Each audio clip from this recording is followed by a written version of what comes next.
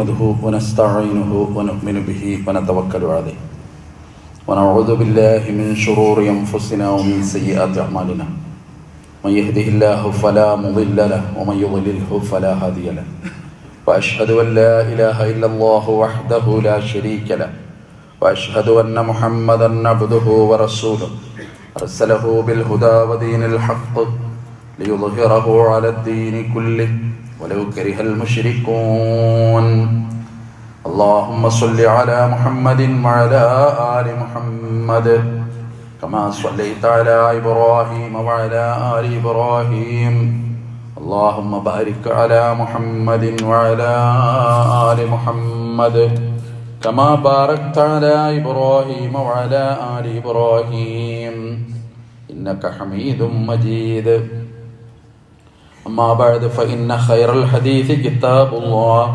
وخير الهدي هدي محمد صلى الله عليه وسلم وشر الأمور محدثاتها وكل محدثة بدعة وكل بدعة ضلالة أيها الإخوان والأخوات أوصيكم وإياي أولا بتقوى الله يا أيها الذين آمنوا اتقوا الله حق تقاته ولا تموتن إلا وأنتم مسلمون أعوذ بالله من الشيطان الرجيم بسم الله الرحمن الرحيم قد نرى تقلب وجهك في السماء فلنولينك قبلة ترضاها فول وجهك شطر المسجد الحرام وحيث ما كنتم فولوا وجوهكم شطره وإن الذين أوتوا الكتاب ليعلمون أنه الحق من ربهم وما الله بغافل عما يعملون.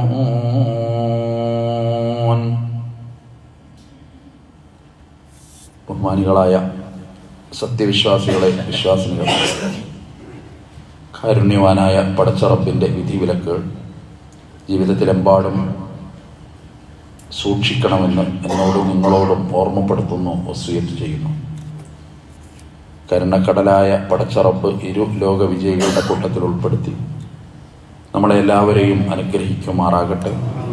മാരകമായ രോഗങ്ങളിൽ നിന്ന് റബ്ബ് കാത്തുരക്ഷിക്കുമാറാകട്ടെ. അള്ളാഹുവിൻ്റെ അപാരമായ അനുഗ്രഹം. ഏറ്റവും പ്രധാനമായ ഹജ്ജ് നിർവഹണത്തിനായി നമ്മുടെ സഹോദരീ സഹോദരന്മാർ ലോകത്തിൻ്റെ അഷ്ടദിക്കുകളിൽ നിന്ന് പുറപ്പെടുന്ന സന്ദർഭമാണ്. ലോകത്ത് കാഴ്ചകളുടെ കൂട്ടത്തിൽ അതൊരു മഹാകാഴ്ചയാണ്. മനുഷ്യൻ ആഗ്രഹിക്കുന്ന കുറേ കാഴ്ചകളുണ്ടാകാം ജീവിതത്തിൽ. ആ കാഴ്ചക്കൊക്കെ ഓരോരുത്തരുടെ മനോമുഖരത്തിനനുസരിച്ച് വൈവിധ്യമാർന്ന സൗന്ദര്യങ്ങളും അവർക്ക് അനുഭവപ്പെടാറുണ്ട്. പക്ഷെ കാഴ്ചയുടെ ഏറ്റവും മനോഹരമായൊരു തലം എന്ന് പറയുന്നത് വിശുദ്ധ മക്കയും അവിടുത്തെ കഅബയുമാണ്. കണ്ണ് എടുക്കാതെ വീണ്ടും കഅബയിലേക്ക് നോക്കി നിൽക്കുന്ന ആളുകളെ നമുക്ക് കാണാം. ഖുർആൻ പറയുന്നുണ്ട്, ഇന്ന അവ്വല ബൈത്തിൻ വുദിഅ ലിന്നാസ് ലല്ലദീ ബിബക്കത മുബാറകൻ വഹുദൻ ലിൽ ആലമീൻ. ഭൂമിയിലെ അള്ളാഹുവിന് വേണ്ടി നിശ്ചയിക്കപ്പെട്ട ആദ്യത്തെ ഭവനം, അനുഗ്രഹീതമായ ഭവനം, ലോകരായ മുഴുവൻ ആളുകൾക്കും സന്മാർഗം നൽകുന്ന ഭവനം, അത് ബക്കയിലാണ് അഥവാ മക്കയിലാണ് അള്ളാഹു നിശ്ചയിക്കപ്പെട്ടിട്ടുള്ളത് എന്ന് ഖുർആൻ പറയുന്നുണ്ട്. ലക്ഷോപലക്ഷം വരുന്ന ആളുകൾ തങ്ങളുടെ ജീവിതത്തിൻ്റെ ഒരു നിർവൃതി പോലെ അവിടെ എത്തുന്നതും പലപ്പോഴും നമ്മളൊക്കെ അത് അനുഭവിക്കുന്നതും ജീവിതത്തിൽ പലപ്പോഴും വീണ്ടും വീണ്ടും അത് ഓർത്ത് ചില ഓർമ്മകൾ മനസ്സിനുണ്ടാക്കുന്ന വല്ലാത്തൊരാനന്ദവും പലപ്പോഴും നമ്മൾ അനുഭവിക്കുന്നവരുമാണ്. ഖലീലുല്ലാഹി ഇബ്രാഹിം നബി അലൈഹിസ്സലാമുമായി ബന്ധപ്പെട്ട് ഒരു ജീവിതം മുഴുവൻ ഒരു മനുഷ്യൻ നടത്തിയ പടയോട്ടം, അദ്ദേഹത്തിൻ്റെ പ്രബോധനം, വ്യക്തി ജീവിതത്തിൽ സാമൂഹിക ജീവിതത്തിലൊക്കെ അനുഷ്ഠിച്ച ത്യാഗങ്ങൾ ഇങ്ങനെ ഇസ്ലാമിന്റെ ചരിത്രത്തിൽ, അല്ലെങ്കിൽ മനുഷ്യന്റെ ചരിത്രത്തിൽ, അല്ലെങ്കിൽ മാനവികതയുടെ ചരിത്രത്തിൽ ഒളിമങ്ങാത്ത അനേകം ഓർമ്മകളുമായിട്ട് കടന്നു പോകുന്ന ഒരു മഹാ അത്ഭുതം. അതുകൊണ്ട് ഖുർആൻ അള്ളാഹു സത്യം ചെയ്ത് പറയുമ്പോൾ പറഞ്ഞൊരു വാക്കുണ്ട്, വഹാദൽ ബലദിൽ അമീൻ, ഈ വിശുദ്ധമായ നാട് കൊണ്ട് സത്യം, അല്ലമീന്റെ നാട് കൊണ്ട് സത്യം, അല്ലെങ്കിൽ നിർഭയത്വമുള്ള ഈ നാട് കൊണ്ട് സത്യം. ഖുർആൻ മറ്റൊരിടത്ത് പറഞ്ഞത് ലാ ഉഖ്സിമു ബിഹാദൽ ബലദ്, ഈ നാട് കൊണ്ട് ഞാൻ സത്യം ചെയ്തു പറയുന്നു. വേറൊരിടത്ത് വലിതുൻദിറഉമ്മുൽ ഖുറാ വമൻ ഹൗലഹാ, ഈ മക്ക നഗരവും അഥവാ ഗ്രാമങ്ങളുടെ മാതാവായ മക്കയും അതിന്റെ ചുറ്റുഭാഗത്തുമുള്ള ആളുകൾക്ക് ഉത്ബോധനം നടത്താൻ, അവർക്ക് മുന്നറിയിപ്പ് നൽകുവാൻ വേണ്ടി ഖുർആൻ വന്നു എന്നൊക്കെ പറയുന്നത് കാണാൻ സാധിക്കും. അള്ളാഹുവിന്റെ ഏകത്വം അത് സ്ഥാപിച്ചെടുക്കുന്ന കഅബ എന്ന് പറയുമ്പോൾ അതിൻ്റെ ഉള്ളിലൊന്നുമില്ല. അവിടെ പ്രത്യേക കവറുകളില്ല, അല്ലെങ്കിൽ അതിൻ്റെ ഉള്ളിൽ പ്രത്യേകമായ ജാറങ്ങളില്ല. ഉള്ളു പൊള്ളയായ മനുഷ്യനെ സംബന്ധിച്ചിടത്തോളം വിളിച്ചു തേടാൻ ഒരേ ഒരു പടച്ചറപ്പ്. പക്ഷെ ഭൂമിയിലെ ഉൾക്കിട്ടമായ ഒരു തലം അല്ലാഹ് നിശ്ചയിച്ച് ലോകത്തുള്ള മുഴുവൻ ആളുകളെയും അതിലേക്ക് തിരിച്ചു നിർത്തുന്ന ഒരു മഹാ അത്ഭുതമുണ്ടാക്കി. ഏത് പ്രദേശത്തുള്ളവനും അവന്റെ ആരാധനകൾ കൃത്യമാകുമ്പോൾ അതങ്ങോട്ട് തിരിയും. പ്രത്യേകിച്ച് 5 നേരത്തെ നിസ്കാരം, അവസാനം മരിച്ച് കബറിൽ കിടക്കുന്ന രീതി പോലും അതിൻ്റെ ഒരു ശാസ്ത്രം, മരിച്ചു കിടത്തുന്ന ഒരു മനുഷ്യന്റെ രീതി, അങ്ങനെ ഒരുപാട് ജീവിതത്തിന്റെ ക്രയവിക്രയങ്ങളുമായി ബന്ധപ്പെട്ട ഒട്ടനേകം കാര്യങ്ങളുമായി ബന്ധപ്പെടുന്ന സംഗതികളൊക്കെ നമുക്ക് അവിടെ കാണാൻ സാധിക്കും. ഇബ്രാഹിമുൽ ഖവാഇദ മിനൽ ബൈത്തി വൽ ഇസ്മാഈൽ, ഇബ്രാഹിം നബിയും മകൻ ഇസ്മാഈലും അതിന്റെ അസ്ഥിവാരം പണിത സന്ദർഭം. അതിന്റെ വ്യാഖ്യാനങ്ങൾ പരതുമ്പോൾ അള്ളാഹുവിന്റെ മലക്കുകൾ തന്നെ ഭൂമിയിൽ അത് ആദ്യം നിർമ്മിച്ചു എന്നൊക്കെ കാണാൻ സാധിക്കും. അള്ളാഹു ആലം. ഏതായാലും ഖിയാമം വരെ ഒരു ദൃഷ്ടാന്തമായിട്ട് അത് തുടരുക. ആ നിർമ്മാണത്തിന് ശേഷം അവരുടെ ദുആ ഖുർആൻ പറഞ്ഞു, റബ്ബനാ തഖബ്ബൽ മിന്നാ, പടച്ചോനെ ഇത് സ്വീകരിക്കണം, ഇന്നക അന്തസ് സമീഉൽ അലീം, നീ എല്ലാം കാണുന്നവൻ, നീ എല്ലാം കേൾക്കുന്നവൻ, നീ എല്ലാം അറിയുന്നവൻ, ഇന്നക അന്തസ് സമീഉൽ അലീം. അല്ലാഹുവിന്റെ വിശേഷണങ്ങൾ പ്രാർത്ഥനകളിൽ എടുത്തു പറയുകയും അത് ഓർമ്മിക്കുകയും ചെയ്യുക എന്നുള്ളത് വിശ്വാസികളുടെ ഒരു സ്വഭാവ രീതിയായിട്ട് കാണുന്നു. പറഞ്ഞു വന്നത് വിശിഷ്ടമായ കഅബ, അതിന്റെ ചരിത്രം, മക്ക, ആ നാടിന്റെ പവിത്രത, അതുമായി ബന്ധപ്പെട്ട ഒട്ടനേകം കാര്യങ്ങൾ. 35 വയസ്സ് പ്രവാചകൻ സല്ലല്ലാഹു അലൈഹി വസല്ലമക്ക് വന്ന ഒരു കാലം. അന്ന് ഇനി 5 കൊല്ലം കഴിഞ്ഞിട്ടേ നുബുവത്ത് വരുന്നുള്ളൂ. ഇനിയും 5 കൊല്ലം കഴിഞ്ഞിട്ടേ ജിബ്രീൽ നബിയുടെ അടുത്ത് വരുന്നുള്ളൂ, ഖുർആന്റെ അവതരണം നടക്കുന്നുള്ളൂ. പക്ഷെ കഅബയുടെ ഒരു നിർമ്മാണം നടക്കുന്ന ഒരു സംഭവം ഉണ്ട്. അവിടെ ഒരു കാലമുണ്ട്. ഹജറുൽ അസ്വദ് എവിടെ വെക്കണം എന്ന കാര്യത്തിൽ മക്കക്കാരുടെ തർക്കിച്ച ഒരു സംഭവമുണ്ട്. ഓരോ ഗോത്രങ്ങളും വാശി പിടിച്ച ഒരു രംഗമുണ്ട്. ഈ കല്ല് വെക്കേണ്ടത് ഞങ്ങളാണ് എന്ന് ഓരോരുത്തരും പറഞ്ഞ് അതൊരു വലിയ സംഘടനത്തിലേക്ക് എത്താവുന്ന ഒരു തലമെത്തിയപ്പോ അവിടെയുള്ള കുറച്ച് വിവേകമുള്ളവർ പറഞ്ഞ്, ഇനി ആര് ഇങ്ങോട്ട് വരുന്നു അയാൾ പറയുന്നത് പോലെ നമുക്ക് ചെയ്യാം, നിമിത്തമായിരിക്കണം, നിയോഗമായിരിക്കണം. അങ്ങോട്ട് പിന്നെ വരുന്ന ആള് അത് മുഹമ്മദുൽ അമീനായിരുന്നു. അവർക്ക് ഇഷ്ടമായി. വിശ്വസ്തനായൊരു മനുഷ്യൻ കടന്നു വരിക. പരിഹാരമുണ്ടായി. ഒരു തുണി കൊണ്ടുവരാൻ പറഞ്ഞു, കല്ലതിലേക്ക് എടുത്തു വെച്ചു. എല്ലാവരോടും കൂടി അത് പൊക്കാൻ പറഞ്ഞു. അങ്ങനെ റസൂൽ സല്ലല്ലാഹു അലൈഹി വസല്ലം അവിടുത്തെ കൈ കൊണ്ട് ആ നിശ്ചിതമായ സ്ഥാനത്തത് വെച്ചു. പ്രശ്നം പരിഹരിക്കപ്പെട്ടു. പ്രശ്നങ്ങൾ പരിഹരിക്കുക എന്നുള്ളതാണ് പ്രബോധകന്റെ ദൗത്യം. പ്രശ്നങ്ങൾ പർവ്വതീകരിക്കുകയല്ല, ആ പ്രശ്നം നിർത്തി. ആ നാടിന്റെ ഭദ്രത, അവിടുത്തെ ഒരുമ, അവരുടെ സ്നേഹം അതങ്ങനെ തന്നെ നിലനിർത്തി. ഹജറുൽ അസ്വദിന്റെ ചരിത്രമൊക്കെ അങ്ങനെ പറയാൻ കഴിയും. പക്ഷെ എന്നിട്ടും ഹജറുൽ അസ്വദ് ഒരു പുണ്യമാക്കപ്പെട്ട കല്ലായിട്ട് പഠിപ്പിച്ചിട്ടില്ല നമ്മളെ സംബന്ധിച്ചിടത്തോളം. റസൂലുള്ളാഹിനെ ഉമ്മ വെക്കുന്നു, നമ്മളും ഉമ്മ വെക്കുന്നു. അത് സുന്നത്തായി നിശ്ചയിക്കപ്പെടുന്നു. നമ്മുടെ തവാഫ് ആരംഭിക്കുന്നതിന്റെ ഒരു അടയാളമായിട്ട് അത് മാറുന്നു. ഉമർ ബിൻ ഖത്താബ് റളിയല്ലാഹു അൻഹു പറഞ്ഞ പോലെ, ഇന്നി ലഅലമു അന്നക ഹജർ, എനിക്കറിയാം നീ വെറും ഒരു കല്ല് മാത്രം. ലാ തദുറു വലാ തൻഫഉ, ഒരു ഉപകാരം ഉപദ്രവമോ നീ ചെയ്യൂല. വലൗ അന്നീ റഅയ്തു നബിയ സല്ലല്ലാഹു അലൈഹി വസല്ലം, അള്ളാന്റെ റസൂലിനെ ഞാൻ കണ്ടില്ലായിരുന്നുവെങ്കിൽ, യുഖബ്ബിലുക, ആ നബി നിന്നെ ഉമ്മ വെക്കുന്നത് ഞാൻ കണ്ടില്ലായിരുന്നുവെങ്കിൽ, മാ ഖബ്ബൽതുക, ഒരിക്കലും നിന്നെ ഞാൻ ഉമ്മ വെക്കുമായിരുന്നില്ല എന്നൊക്കെ പറയുന്നത് ഇതിന്റെ കൂടെ ചേർത്തു വായിക്കേണ്ട സംഗതിയാണ്. ഇതിന്റെ അടിസ്ഥാനപരമായ ഒരു സംഗതി എന്ത് എന്ന് ചോദിച്ചാൽ, കഅബ ഒരു അടയാളമാണ്.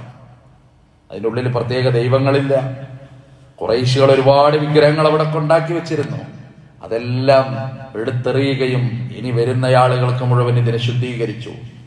ആക്കിഫീന, ഇത്തികാഫിരിക്കുന്നവർക്ക്, അതുപോലെ തന്നെ തവാഫ് ചെയ്യുന്നവർക്ക്, ലോകത്തുനിന്ന് വരുന്നവർക്കൊക്കെ ഇതിനെ ശുദ്ധീകരിക്കുവാൻ വേണ്ടി നാം നിശ്ചയിക്കപ്പെട്ടു എന്ന് പരിശുദ്ധ ഖുർആൻ വിളംബരം ചെയ്യുകയുണ്ടായിട്ടുണ്ട്. അതുകൊണ്ട് പ്രിയപ്പെട്ടവരെ, പറഞ്ഞു വന്നത്, ആ വിശുദ്ധമായ കഅബാലയത്തിലേക്ക് 5 നേരം തിരിഞ്ഞിട്ട് നമ്മളങ്ങനെ നിസ്കരിക്കുകയാണ്. അതിന്റെ ചരിത്രം അറിയുക, അതിന്റെ ഒരു പഠനം നടത്തുക, അത് വളരെ പ്രധാനപ്പെട്ട ഒരു സംഗതിയാണ്. ആ കഅബയുടെ നിർമ്മാണം പോലും ലോകത്തെ ഖിയാമം വരെ ഒരു അത്ഭുതമാണ്. അന്ന് അവര് പറഞ്ഞൊരു വാക്കുണ്ട്, നല്ല പണം കൊണ്ട്, മാലൻ ഹലാലൻ, നിങ്ങളുടെ അടുത്തുള്ള നല്ല പണം കൊണ്ടുവരണം, എന്നിട്ട് വേണം ഇതിന്റെ നിർമ്മാണം. വിഗ്രഹം വിറ്റ് കിട്ടിയ കാശ് വേണ്ട, വ്യഭിചരിച്ച പണം വേണ്ട, പലിശപ്പണം വേണ്ട, ഏറ്റവും നല്ല പണം, വിശുദ്ധമായ പണം, അതുപയോഗിച്ചിട്ടാണ് ഇതിന്റെ നിർമ്മാണം. അങ്ങനെ അത് നിർമ്മിച്ചപ്പോ അതിന്റെ വലിപ്പം കുറഞ്ഞു പോയി എന്നാണ്. കസ്സറത്ത് ഖുറൈശ് എന്നാണ്, ഖുറൈശികൾ വലിപ്പം കുറച്ചു എന്നാണ്, നീളം കുറച്ചു. കാരണം അത്രക്ക് അങ്ങോട്ട് എത്തണില്ല. എത്താമായിരുന്നു, ചീത്ത പണം ഉപയോഗിച്ചാത്തും. പക്ഷേ കഅബയോടുള്ളവരുടെ ആ ഒരു ആദരവിന്റെ ഭാഗമായിട്ട് അവരത് ചെയ്തില്ല. അള്ളാഹുവിന്റെ പ്രവാചകൻ സല്ലല്ലാഹു അലൈഹി വസല്ലം പറയുമായിരുന്നു, ആയിഷ, എനിക്ക് ആഗ്രഹമുണ്ട്, ഇബ്രാഹിം നബി പണിത അത്ര വലിപ്പത്തിൽ കഅബ പണിയാൻ എനിക്ക് ആഗ്രഹമുണ്ട്. പക്ഷേ നിന്റെ ജനങ്ങൾ ഫിത്തനയിൽ അകപ്പെടുമോ എന്ന് ഞാൻ ഭയപ്പെടുന്നു. അതുകൊണ്ട് അത് അങ്ങനെ തന്നെ നിന്നു എന്നാണ്. ലോകാവസാനം വരെയുള്ള ആളുകൾക്ക് അത് കാണുമ്പോൾ ഒരു പാടാണ്. അപ്പുറത്തെ ഹിജ്ർ ഇസ്മായിൽ, അതിനിടയിലുള്ള സ്ഥലം കഅബയുടെ ഉള്ളിലുള്ള സ്ഥലമായിട്ട് പരിഗണിക്കപ്പെടുന്നു.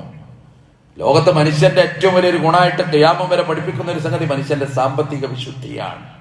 അവൻ ഉപയോഗിക്കുന്ന പണത്തിന്റെ, അവന്റെ ജീവിതത്തിന്റെ, അവന്റെ വ്യക്തിത്വത്തിന്റെ, അവന്റെ വിശ്വാസത്തിന്റെ, ഉജ്ജ്വലമായ അവന്റെ അടയാളപ്പെടുത്തലുകളുടെ ഒരു ഭാഗമായിട്ട് അതിങ്ങനെ പരിരസിച്ച് നിൽക്കുന്ന ഒരു മഹാ അത്ഭുതം നമ്മൾ കാണുന്നു.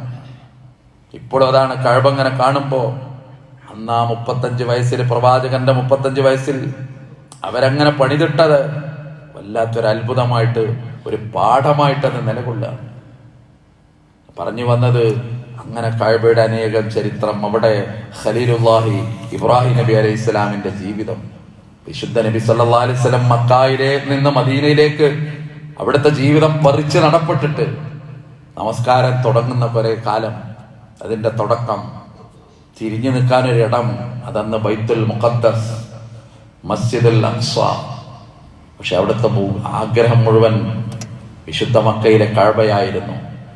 ജീവിതം മുഴുവൻ അതുമായിട്ട് ചുറ്റിപ്പറ്റി കടന്നുപോയൊരു മനുഷ്യൻ അവിടുത്തെ ഒരു വികാരമായി, ജന്മനാട്ടിലെ ഏറ്റവും പുരാതനമായ കഅബ ഉള്ളിലുണ്ടായിരുന്നു.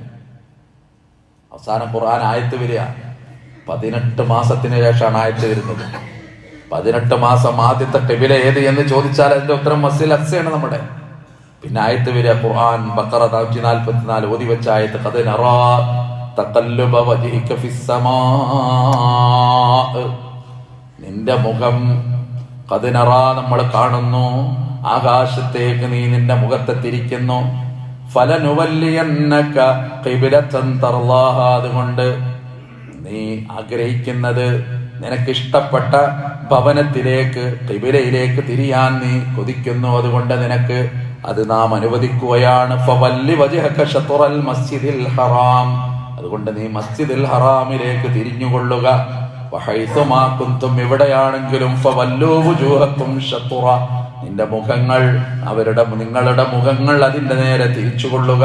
വഇന്നല്ലദീന ഊതുൽ കിതാബ് ലയഅലമൂന അന്നഹുൽ ഹഖ്ഖു മിർ റബ്ബിഹിം, അല്ലാഹുവിനറിയാം. വഇന്നല്ലദീന ഊതുൽ കിതാബ്, ഗ്രന്ഥം നൽകപ്പെട്ട ആളുകൾ, അവർക്ക് കാര്യങ്ങൾ അറിയാം. ഇതൊക്കെ അല്ലാഹുവിങ്കൽ നിന്നാണ്.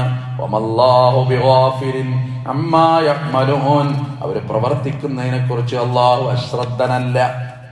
വലിയൊരു പാടായിരുന്നു. അതുകൊണ്ട് മസ്ജിദുൽ ഖിബലത്തൈനി എന്നുള്ള പേരിൽ ഇപ്പോഴും പരിശുദ്ധ മദീനയിൽ പള്ളികൾ കാണും നമ്മൾ. എന്താ കാരണം? 2 ഖിബലയിലേക്ക് തിരിഞ്ഞിട്ട് അവിടുത്തെ നമസ്കാരം നടന്നു എന്നൊക്കെ കാണാം. അത് വലിയ പാടാണ്. ലോകാവസാനം വരെ ഒരു പാടായി കിടക്കുക. റസൂലുള്ളാഹിന്റെ ആഗ്രഹം പോലെ അള്ളാഹു കഅബ അവിടത്തേക്ക് നിശ്ചയിച്ചു കൊടുക്കുക. അപ്പൊ 18 മാസത്തോളം അവിടുന്ന് നമസ്കരിച്ചത് പോലും അങ്ങകലെ മസ്ജിദുൽ അഖ്സയിലേക്ക. അതിന്റെ നേരെ വിപരീത ദിശയാണ് മദീനയെ സംബന്ധിച്ചിടത്തോളം വിശുദ്ധമായ കഅബാലയം സ്ഥിതി ചെയ്യുന്ന സ്ഥലം എന്ന് നമ്മൾ മനസ്സിലാക്കുന്നു. അവിടെ ഏകത്വം, അല്ലാഹുവിന്റെ ഏകത്വം, ആരാധനയുടെ വ്യക്തിത്വം, അതുപോലെ തന്നെ ആത്മാർത്ഥമായ ഇഖ്ലാസ് ഒക്കെ അവിടെ പരിചയപ്പെടുത്താൻ ഒരു പ്രബോധനകൻ എന്ന നിലയിൽ മഹാനായ ഇബ്രാഹിം നബി അലൈഹി ഇസ്ലാമിന്റെ സേവനങ്ങൾ, പ്രബോധനങ്ങൾ, ഫലമ്മാ ജന്ന അലൈഹിൽ ലൈലു റആ കൗകബൻ, എങ്ങനെയൊക്കെ പ്രബോധനം ഒരു ജനതയ്ക്ക് ചെയ്യണോ, വെളിച്ചം കൊടുക്കണോ, അതൊക്കെ ഇബ്രാഹിം നബി നിർവഹിച്ചു കൊടുത്തു.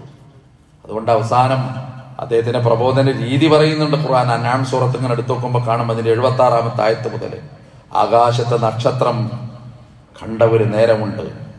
അതിങ്ങനെ വെളിപ്പെട്ട് രാത്രി വന്ന് ഇരുട്ട് മൂടി. അപ്പൊ നക്ഷത്രം വെളിവായി. ഇബ്രാഹിം നബി പറഞ്ഞൊരു വാക്കുണ്ട്, ഹാദാ റബ്ബി, ഇതാണ് രക്ഷിതാവ്, ഇതെന്റെ റബ്ബാണ്. എന്താ അങ്ങനെ പറഞ്ഞത്? ജനങ്ങളെ ഉള്ളെടുക്കുക, ജനങ്ങളെ പ്രചോദിപ്പിക്കുക, ജനങ്ങൾക്ക് ആശ്വാസ. ഇബ്രാഹിമിനെ പോലെ ഒരാൾ ഇതാണ് എന്റെ റബ്ബ് എന്ന് പറയുമ്പോ ജനങ്ങൾക്ക് സന്തോഷമാണ്. അവർ വിഗ്രഹ പൂജകന്മാർ, അവർ നക്ഷത്ര പൂജകന്മാർ, അവർ സൂര്യനെ ആരാധിക്കുന്നവർ, അവർ ബിംബങ്ങളെ ആരാധിക്കുന്നവർ, സകല പ്രതിഷ്ഠകൾക്ക് മുമ്പിലും കുമ്പിടുന്ന മനുഷ്യന്മാർ, അവർക്ക് താല്പര്യമായി അത്. പക്ഷേ ഫലമ്മ അഫല, അത് മറഞ്ഞു പോകുമ്പോ ഇബ്രാഹിമിന് ഒരു പ്രഖ്യാപനം ഉണ്ട്, ലാ ഉഹിബ്ബുൽ ആഫിലീൻ, മറഞ്ഞു പോകുന്ന ഇലാഹുകളെ എനിക്കിഷ്ടമില്ല. ഉള്ളിൽ കയറിയിട്ടുള്ള പ്രബോധന, ചിന്തകളിലേക്ക് പ്രബോധനം കടന്നു കയറുക. പിന്നെ ആകാശത്ത് ചന്ദ്രൻ പ്രത്യക്ഷപ്പെട്ടത് പറഞ്ഞു ഖുർആൻ, ഫലമ്മാ റഅൽ ഖമറ ബാസിഗൻ ഖാല ഹാദാ റബ്ബി, ചന്ദ്രൻ ഇങ്ങനെ നിലാവ് ചെലുത്തി നിന്നപ്പോ ഇബ്രാഹിം പറഞ്ഞു ഇതെന്റെ റബ്ബാണ്. പക്ഷെ കുറച്ച് കഴിയുമ്പോൾ അതും മറയും. മറയാനുള്ളതൊക്കെ മറയേണ്ടതാണ്. ഫലമ്മാ അഫല ഖാല ലഇൻ ലം യഹ്ദിനി റബ്ബി ലഅകൂനന്ന മിനൽ ഖൗമിൽ ളാല്ലീൻ. മറഞ്ഞു പോകുന്ന റബ്ബ് വേണ്ട, ഈ റബ്ബ് എനിക്ക് വഴി കാണിക്കുന്നില്ലെങ്കിൽ ഞാൻ പഴച്ച ആളുകളുടെ കൂട്ടത്തിൽ പെട്ടുപോകും. പിന്നെ സൂര്യൻ ഇങ്ങനെ ഉദിച്ചുയർന്ന് നിന്നപ്പോ ഖാല ഹാദാ റബ്ബി ഹാദാ അക്ബർ, ഇതാണ് എന്റെ റബ്ബ്, ഇത് ഇത്ര വലുതാണ്, ഏറ്റവും വലുതാണത്, അത്ര വലിയ വേറൊന്നില്ലല്ലോ. ഫലമ്മാ അഫലത്, അതും മറഞ്ഞു പോയപ്പോ ഖാല, അദ്ദേഹം പറയാണ്, യാ ഖൗമി ഇന്നി ബരീഉം മിമ്മാ തുശ്രികൂൻ, നിങ്ങൾ ശിർക്ക് വെക്കുന്നതിൽ നിന്നൊക്കെ ഞാൻ നിരപരാധിയാണ്, ഞാൻ അതിൽ നിന്നൊക്കെ ഒഴിഞ്ഞു നിൽക്കുന്നവനാണ്. എന്റെ ദൗത്യവും ലക്ഷ്യവും എന്റെ ആഗമനവും നിങ്ങൾക്കറിയുമോ? ഇന്നി വജ്ജഹ്തു വജ്ഹിയ ലില്ലദീ ഫതറസ് സമാവാതി വൽ അർള്, ആകാശഭൂമികളുടെ രക്ഷിതാവിനോട് ഞാനിതാ എന്റെ മുഖം തിരിച്ചിരിക്കുന്നു. ആകാശഭൂമികൾ പടച്ച എന്റെ റബ്ബിന്റെ നേരെ ഞാൻ എന്റെ മുഖം തിരിച്ചു. വമാ അന മിനൽ മുശ്രിക്കീൻ, ഞാൻ ഒരിക്കലും ശിർക്ക് ചെയ്യുന്നവനല്ല. നമ്മുടെ പ്രാരംഭ പ്രാർത്ഥനകളിലൊക്കെ ഇതിന്റെ വരികൾ നമ്മൾ പറയാറുണ്ട്. അവിടെയാണ് മഹാനായ ഖലീലുല്ലാഹ് ഇബ്രാഹിം നബി അലൈഹി ഇസ്ലാമിന്റെ ജീവിതത്തിന്റെ പൊരുൾ നമ്മൾ മനസ്സിലാക്കുന്നത്. അതോടൊപ്പം സാന്ദർഭികമായിട്ട് ഓർക്കാനുള്ളത്, അടുത്ത തിങ്കളാഴ്ചയോടുകൂടി ദുൽഹിജ്ജ മാസം ആഗതമാകുകയാണ്. ഈ ബലി നിശ്ചയിച്ചിട്ടുള്ള ആളുകൾ, അത് നിയ്യത്ത് നേർന്നിട്ടുള്ള ആളുകൾ 1 മുതൽ 10 വരെയുള്ള ദിവസങ്ങളിൽ അവരുടെ മുടി, നഖം മുതലായവ നീക്കാതിരിക്കുക എന്നുള്ളതാണ് പ്രവാചക ചര്യയുമായി ബന്ധപ്പെട്ടത് എന്ന് സാന്ദർഭികമായി ഓർമ്മപ്പെടുത്തുന്നു.